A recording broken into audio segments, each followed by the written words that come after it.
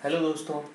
तो हमने इसके पहले जो वीडियो बनाया था उसमें मैंने आपको मैकेनिक्स का बेसिक कंसेप्ट जो है वो लिए थे। अब हम उसके नेक्स्ट पार्ट पे आते हैं, resolution and composition of forces. तो resolution and composition of forces यानी क्या रहता है मैं आपको बताऊंगा। तो सबसे पहले हम देखते हैं कि जो ये यहाँ पे मैंने आपको बोला था कि लॉ है जो मैं आपको एक्सप्लेन करूँगा, तो वो लॉ है पैरेललोग्राम। तो पैरेललोग्राम का हम प्रूफ देखते हैं। तो इसका यूज़ क्या है मैं आपको साथ में बताऊंगा। तो पैरेललोग्राम लॉ बेसिकली अप्लाई होता है कि अगर आपके पास दो कॉन्करेंट फोर्सेस है जो एक पॉइंट पे एक्ट होते हैं, तब हम इसको कन्वर्ट करके इसका एक रिजल्टेंट फोर्स निकाल सकते हैं। ओके, उसके लिए पैरेललोग्राम लॉ यूज होता है। तो फिर हमारा पैरेललोग्राम लॉ का जो स्टेटमेंट है उसके अकॉर्डिंग टू हमको क्या मिलता है कि अगर मेरे पास F1 और F2 को मैंने पैरेललोग्राम के साइड से अगर बताया तो फिर उसका डायगोनल उसका रिजल्टेंट होता है। तो फिर मैंने यहाँ पे एक डायग्राम ड्रॉ की है जिसमें आपको दिखेगा कि ओ पॉइंट पे ये फोर्स एक्ट होता था। तो फिर मैंने ये ओ, उसके बाद में ए पॉइंट लिया। उसके बाद में मैंने ए से फिर यहाँ पे जो F1 जो फोर्स है इसका जो लाइन ऑफ एक्शन है इसे बढ़ाया और इसको मैंने यहाँ पे इसके ऊपर ए बी जो साइड है ये परपेंडिकुलर ड्रॉप की। तो ये मैंने क्यों किया, तो मैं आपको इसका प्रूफ जो है मुझे इसका प्रूफ लेने का है। तो प्रूफ के साथ हमको पता चलेगा कि रिजल्टेंट क्या रहता है, उसके लिए मैंने ये लिया है। तो फिर मुझे मालूम है कि F1 और F2 ये जो दो फोर्सेस है ये दोनों में एंगल कितना है, थीटा है। तो ये थीटा जो है, तो फिर मैंने यहाँ पे ये थीटा और यहाँ पे फिर मैंने एक राइट एंगल ट्रायंगल लिया है। तो मैकेनिक्स में जो जो चीज़ें जैसे जैसे लगेंगी वैसे वैसे मैं स्टेप बाय स्टेप आपको उस एग्जाम्पल के साथ में मैं आपको एक्सप्लेन करते जाऊंगा। अब जैसे यहाँ पे राइट एंगल ट्रायंगल आया, मैं इसका एक्सप्लेनेशन मैंने इसके लिए यहाँ पे एक special right angle triangle draw किया है, आपको दिखता होगा यहाँ पे एबीसी में फिर ये थीटा है। तो मैंने आपको बताया कि ये थीटा की अपोजिट साइड है, एडजेसेंट साइड है और इसका हाइपोटेनियस है। तो मेरे पास यहाँ पे अगर मैं इस राइट एंगल ट्रायंगल को कंसीडर करता हूँ तो फिर मेरा साइन ऑफ थीटा यानी रहता है इसका अपोजिट साइड अपॉन इसका हाइपोटेनियस। तो इसका अपोजिट साइड यानी है इसका ए बी और हाइपोटेनियस यानी आपको ये मिलता है F2 फोर्स जो मिलता है। तो फिर मुझे यहाँ पे इसका जो साइड है राइट एंगल ट्रायंगल का अपोजिट साइड मिल गया A B, that will be F2 into sine of theta. उसके बाद में फिर मैंने यहाँ पे कॉस ऑफ थीटा का फॉर्मूला लिखा है। तो वो हो जाता है फिर एडजेसेंट साइड जो यहाँ पे है इसकी डिवाइडेड बाय हाइपोटेनियस। तो फिर यहाँ पे मेरी एडजेसेंट साइड होगी BC और हाइपोटेनियस है आपको मालूम है फोर्स है। तो फिर हो गया मेरा BC यानी हो गया फिर यहाँ पे F2 कॉस ऑफ थीटा। तो फिर हम कंटिन्यू करते हैं इसका एक्सप्लेनेशन। फिर यहाँ पे मैंने सिर्फ एक रेड पेन में आपको दिखता हूँ लिखा है आर, यानी क्या होता है कि एक रिजल्टेंट फोर्स है। अब रिजल्टेंट यानी क्या है मैं अभी आपको बता देता हूँ, बाद में हम जैसे जैसे न्यूमेरिकल सॉल्व करेंगे आपको और समझ में आएगा। रिजल्टेंट यानी यहाँ पे नाम जो दिया है वही इंपॉर्टेंट है, it is the equivalent force. Equivalency यानी क्या होती है कि यहाँ पे दो फोर्सेस है, तो ये दोनों को अगर मैं सॉल्व करता हूँ तो फिर ये दोनों को इफेक्ट जो है बॉडी के ऊपर या फिर यहाँ पे ओ पॉइंट के ऊपर ये आर फोर्स बताता है, ना कि ये दो फोर्सेस बताते हैं। तो ये दो फोर्सेस मेरे कन्वर्ट हो गए एक सिंगल फोर्स में, उसको हम बोलते हैं सिंपली रिजल्टेंट। तो ये ट्रिग्नोमेट्री इतनी यहाँ पे यूज होने वाले, इस ट्रिग्नोमेट्री के हेल्प के साथ हम क्या करते हैं ये पैरेललोग्राम लॉ जो है मैं आपको एक्सप्लेन करता हूँ। तो कंटिन्यू करते हैं। तो अपना यहाँ पे एक्सप्लेनेशन जो है मैं प्रूफ आपको बताता हूँ। अब हम यहाँ पे राइट एंगल ट्रायंगल कंसीडर करते हैं ओ ए और बी, जो मैंने यहाँ पे अलग से ड्रॉ कर लिया है ओ ए बी। तो इसके पहले हमने ओ ए बी के पहले हमने A B C right angle triangle लेके इसकी अपोजिट साइड और एडजेसेंट साइड जो है इसके वैल्यूज हमने निकाल लिए थे।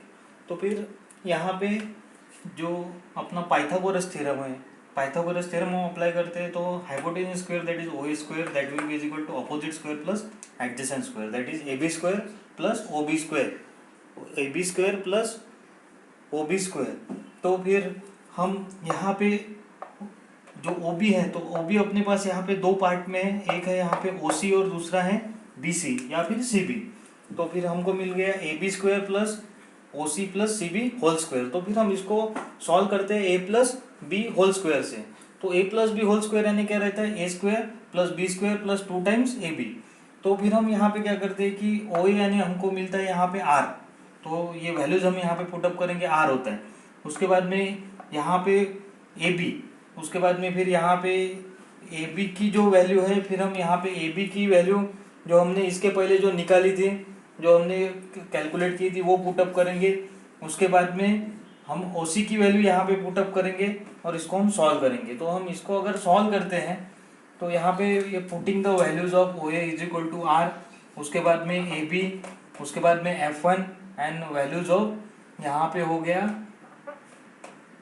ओ सी एंड सी बी। तो हम इसकी वैल्यूज पुटअप करते हैं तो फिर मुझे यहाँ पे मिलता है R square that will be equal to A B square. अब ए बी यानी है फिर मेरा यहाँ पे ये हो गया था, अपना साइड निकला था यहाँ पे F two sine of theta, तो फिर हो गया ये F two sine of theta square. उसके बाद में फिर यहाँ पे है ओ सी प्लस सी बी, यानी ओ सी हो गया है मेरा, फिर यहाँ पे ओ सी होता है फिर मेरा यहाँ पे एफ वन, तो ये हो गया एफ वन। उसके बाद में यहाँ पे मिलता है सी बी, सी बी यानी होता है फिर यहाँ पे F two cos of theta, जो हम अपनी साइड निकली थी, तो फिर ये हो गया F two cos of theta X square plus 2 times A B into cos of theta, तो फिर हो गया 2 times F one into F two cos of theta. तो इसको अगर मैं सॉल्व करता हूँ तो फिर मुझे मिलता है यहाँ पे एफ टू जो है F two square into sine square theta, यहाँ पे है एफ टू, यहाँ पे भी है, तो ये हो गया फिर एफ टू स्क्वायर कॉमन हो गया, फिर यहाँ पे sine square theta plus cos square theta, और उसके बाद में हो गया प्लस यहाँ पे F one square plus 2 times F one into F two cos of theta.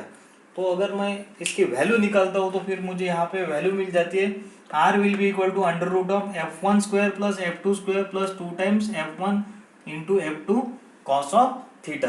अब इसके बाद में बचा है रिजल्टेंट का डायरेक्शन। अब देखेंगे हम रिजल्टेंट का डायरेक्शन क्या आता है। तो हम यहाँ पे रिजल्टेंट का डायरेक्शन देख रहे हैं। रिजल्टेंट का डायरेक्शन यानी मैंने आपको ट्रायंगल निकाल के दिया था, तो ये ओ ए भी अगर हम राइट एंगल ट्रायंगल अगर लेते हैं तो रिजल्टेंट का जो डायरेक्शन है हमको मिलता है tan एंगल से। तो tan ऑफ एंगल यानी होता है अपोजिट अपॉन एडजेसेंट साइड, तो अपोजिट साइड हो गई आपकी यहाँ पे ए बी, उसके बाद में एडजेसेंट साइड हो गई आपकी ओ सी प्लस बी सी या फिर सी बी।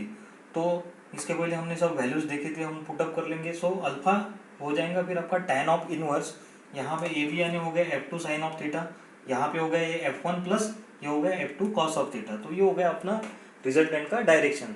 उसके बाद में हमने देखा था रिजल्टेंट का मैग्नीट्यूड। रिजल्टेंट का मैग्नीट्यूड है अपना यहाँ पे F one plus F two square plus 2 times F one into F two cos of theta.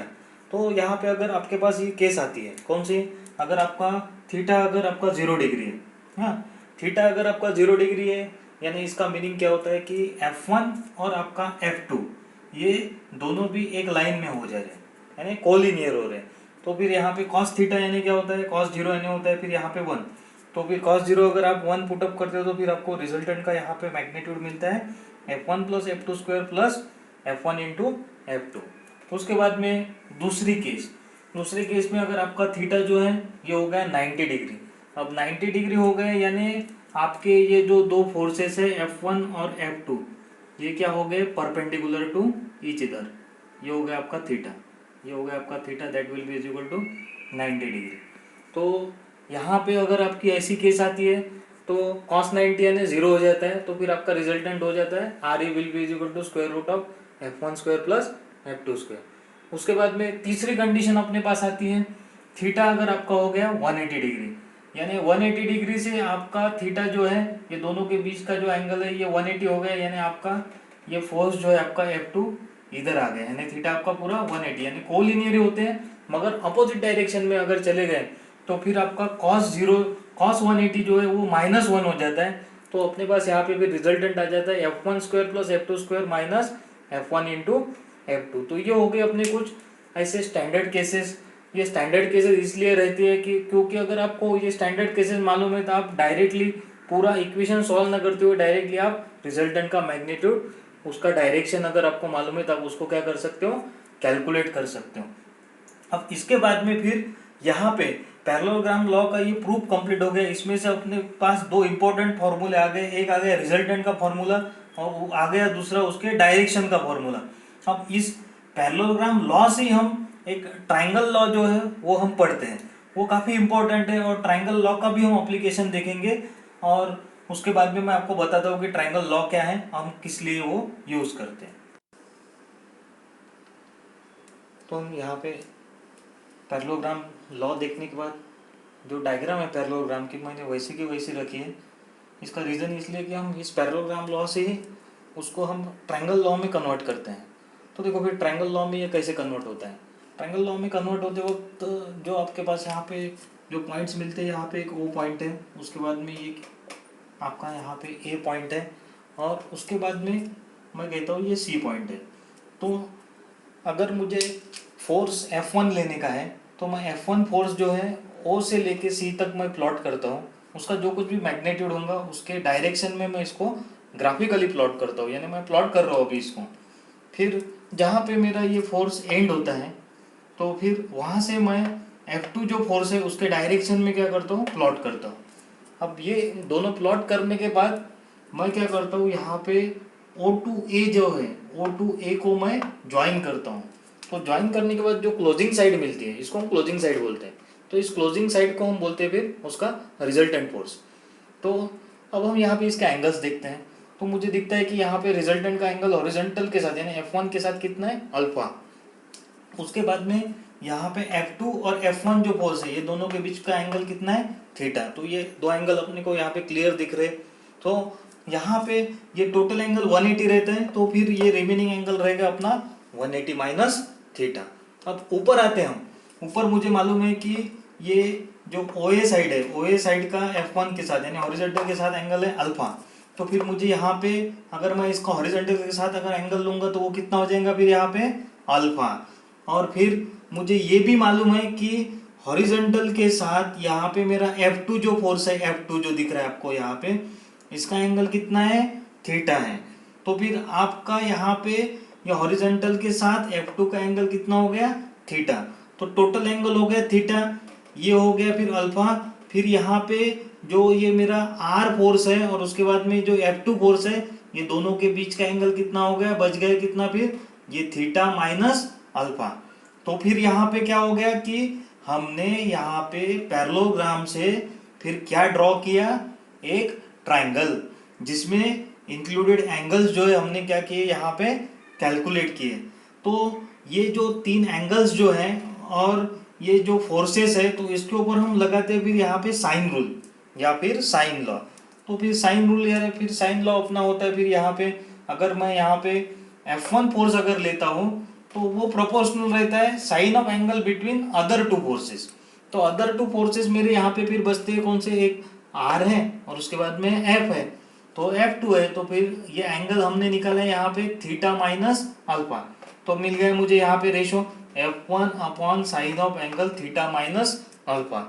उसके बाद में मैं अगर F2 फोर्स लेता हूँ तो F2 फोर्स लेने के पास मेरे पास दो साइड्स बचती है फिर यहाँ पे, एक है रिजल्टेंट और एक है फिर यहाँ मेरा यहाँ पे F1, क्योंकि मुझे F2 को छोड़ देने का है। तो फिर ये दोनों के बीच का एंगल है मेरा अल्फा। तो फिर यहाँ पे मुझे मिल गया sign of alpha.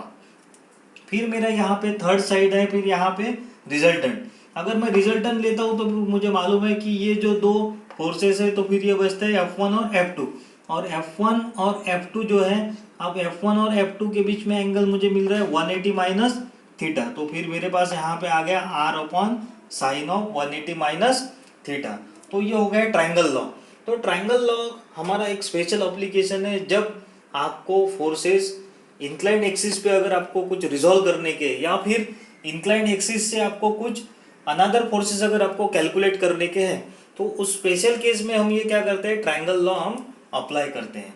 So that will be the speciality of this triangle law. And triangle law is nothing but your sine rule, and that sine rule we have got from the law of parallelogram of forces. तो इसके साथ में अब मैं कुछ examples लेने वाला हूँ यहाँ पे law of parallelogram of forces, that will clear your concept.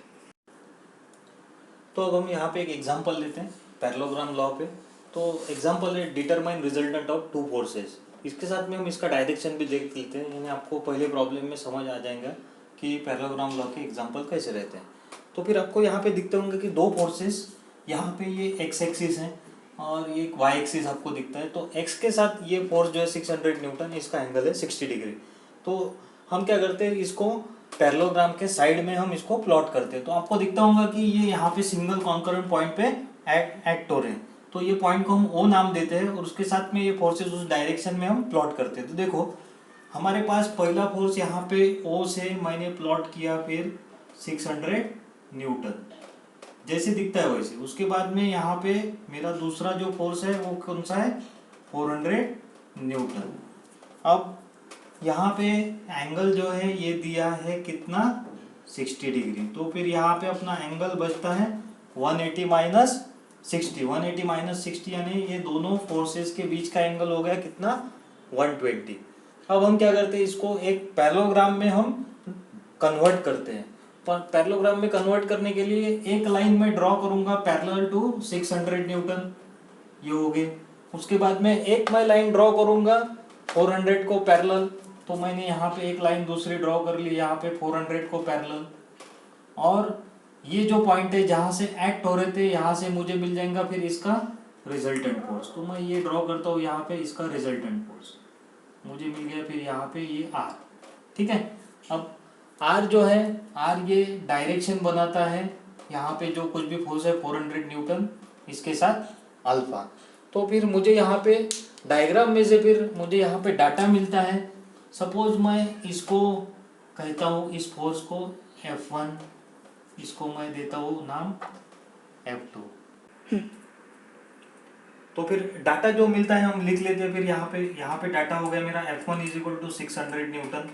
उसके बाद में F2 हो गया मेरा यहाँ पे 400 न्यूटन। और ये दोनों के बीच का एंगल यानी होता है थीटा, वो हो गया 120 डिग्री। और अल्फा जो है ये एंगल मुझे मालूम नहीं है, ये हो गया डायरेक्शन ऑफ आर यानी रिजल्टेंट का डायरेक्शन। तो यहाँ पे रिजल्टेंट का मैग्नीट्यूड हमको पूछा है, तो आपको मालूम है R that will be is equal to square root of F1 square plus F2 square plus 2 times F1 into F2 cos of theta. तो हम इसमें वैल्यूज पुटअप करते हैं, it will be square root of F1 क्या लिया फिर मैंने यहाँ पे 600 इट्स स्क्वायर प्लस F2 क्या लिया है मैंने यहाँ पे 400 इट्स स्क्वायर प्लस 2 टाइम्स यहाँ पे इसको मैं मल्टीप्लाई करता हूँ 600 इंटू 400 और इसका क्या है कॉस ऑफ थीटा। थीटा कितना है यहाँ पे 120 डिग्री। तो इसको सॉल्व करने के बाद अब मैं इसको अगर सॉल्व करता हूँ तो फिर सॉल्व कैसे करने का, कैलकुलेटर जो रहता है अपना यहाँ पे इंजीनियरिंग कैलकुलेटर मैं बता देता हूँ आपको। यहाँ पे ये कैलकुलेटर है अपना, ये कैलकुलेटर आपको अभी और नए नए कैलकुलेटर जो आते हैं आप ले सकते हो। तो ये कैसियो का कैलकुलेटर है FX 991 ES।